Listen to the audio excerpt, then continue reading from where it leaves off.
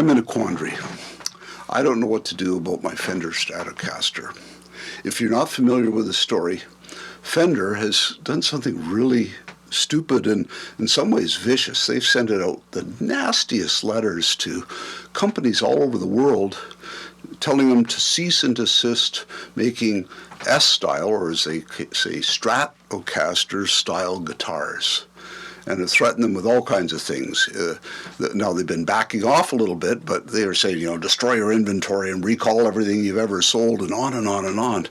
Now this is a company that I have admired, appreciated. I own some of their product for decades, and I don't know what to do. Do I sell the guitar? Do I just pack it away and pretend I don't own it?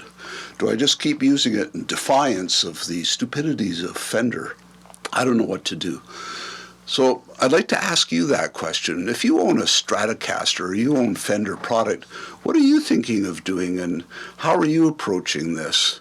And, Google Fender Stratocaster, lawsuits, everything, and just look at all the insanity that it has generated, especially in YouTube world.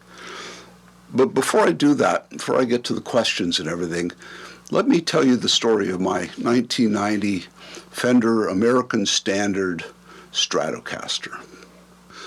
It was 1978, 79.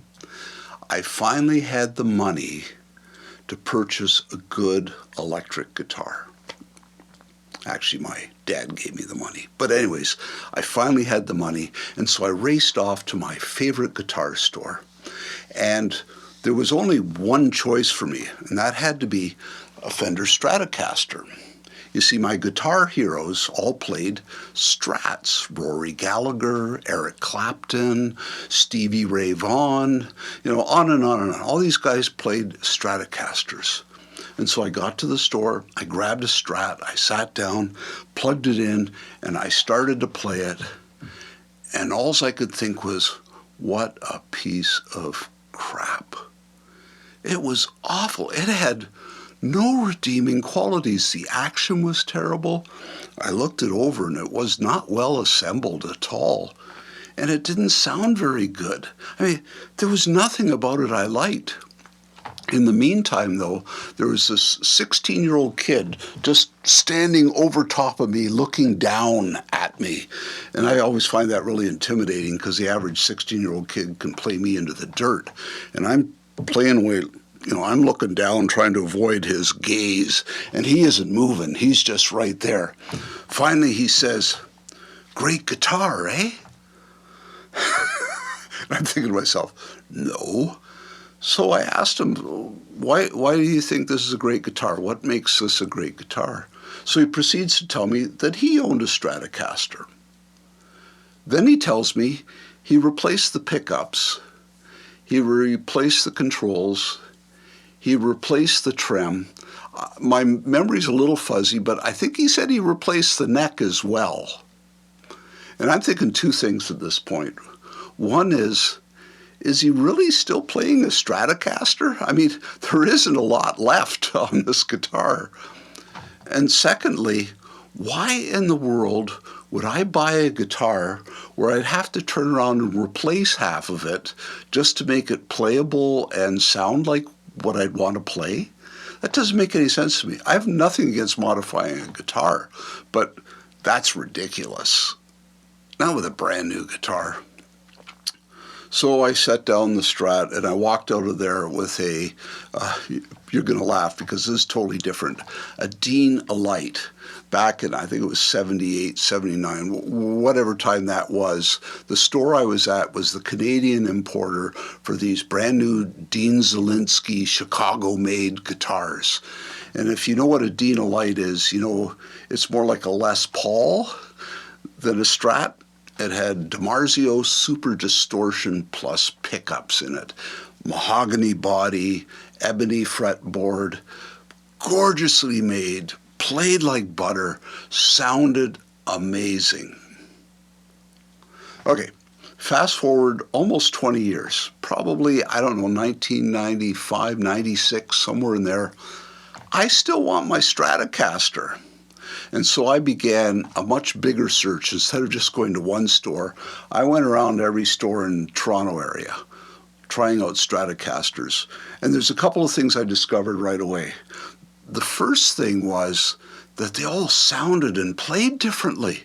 Like there's no consistency. I thought, well, I got to figure out something here. So I made a couple of decisions. The first one was it had to be an American Standard. That was like the Strat back then, the American Standard. And it had to have 3 single coil pickups.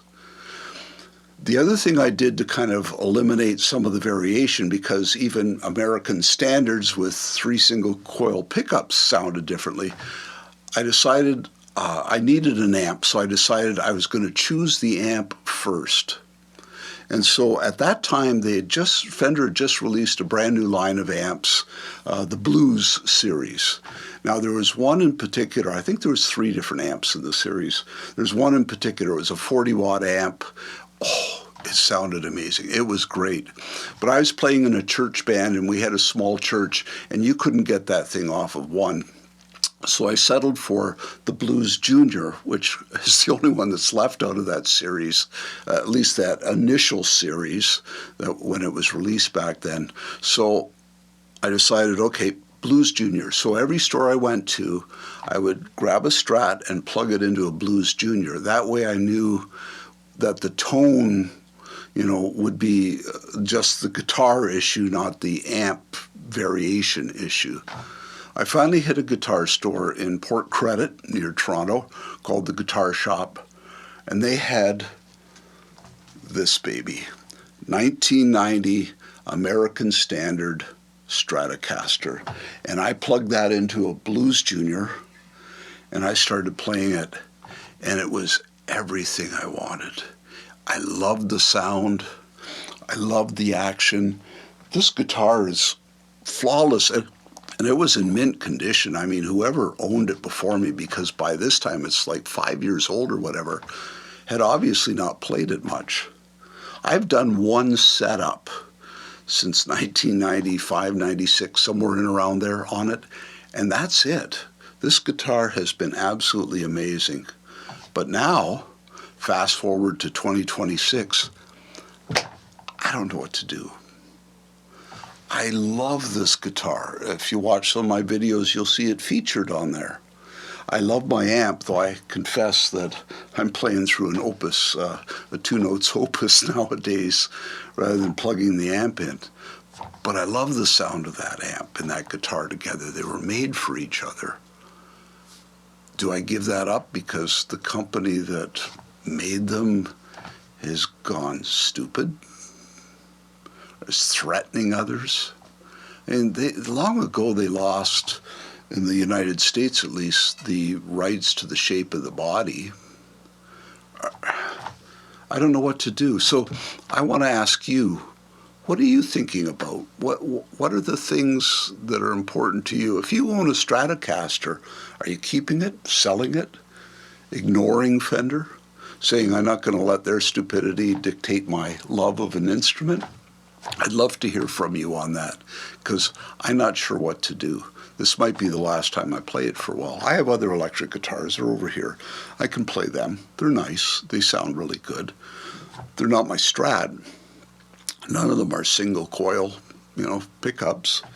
But that may be what I do. So thank you for your patience listening to this. Appreciate your input.